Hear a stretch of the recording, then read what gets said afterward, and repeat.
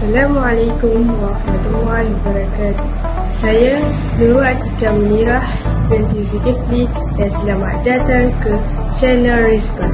Hari ini ada satu episod yang istimewa, iaitu sambutan Hari Guru.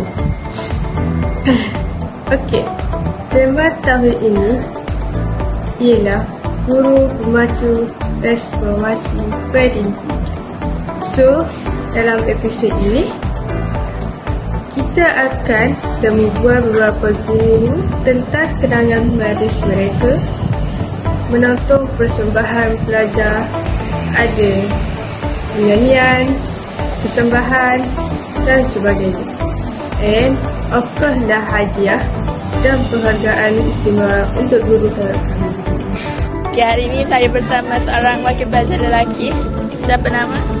Nama saya Muhammad Fakrullah bin Zulkarnain. Okay, hari ini saya akan tanya awak soalan berkaitan Hari Guru. Apa ucapan awak untuk guru-guru sempena Hari Guru?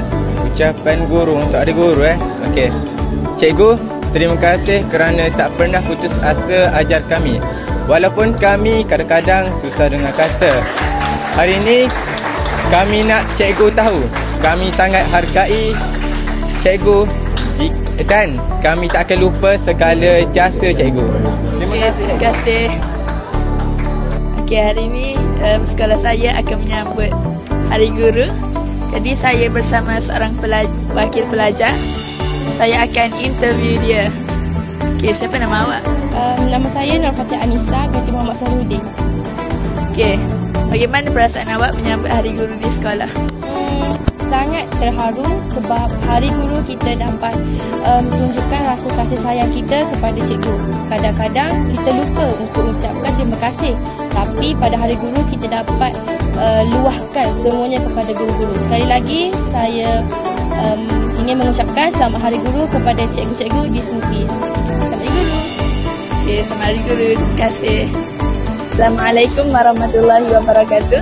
Hari ini saya bersama PK Pentadbiran Ustaz Fadil bin Muhammad Saimi. Saya akan menanyakan sedikit sebanyak soalan sempena Hari Guru. Apakah harapan Ustaz kepada generasi pelajar masa kini? Assalamualaikum warahmatullahi wabarakatuh. Sempena Hari Guru bagi tahun 2020, harapan saya lah selaku takbir sekolah tersebut semoga anak-anak pelajar belajar dengan sungguh-sungguh dan bagi mereka pembelajaran itu amatlah penting dalam kehidupan mereka. Teruskan pembelajaran kerana pada masa hadapan hidup kita ini memerlukan pendidikan. Tidak boleh sahaja dengan orang panggil dengan sambil lewa sahaja ataupun tiada dalam diri itu ilmu, maka kehidupan masa depan kita ataupun kehidupan masa pelajar akan datang ini penuh dengan cabaran. Maka pelajar seharusnya mendidik diri mereka itu ataupun menanamkan diri mereka itu untuk terus belajar, bukan sahaja setakat belajar tingkatan 1, 2, 3, tetapi perlu seperti yang diinginkan oleh pelajar, iaitu sehingga ke menara gading.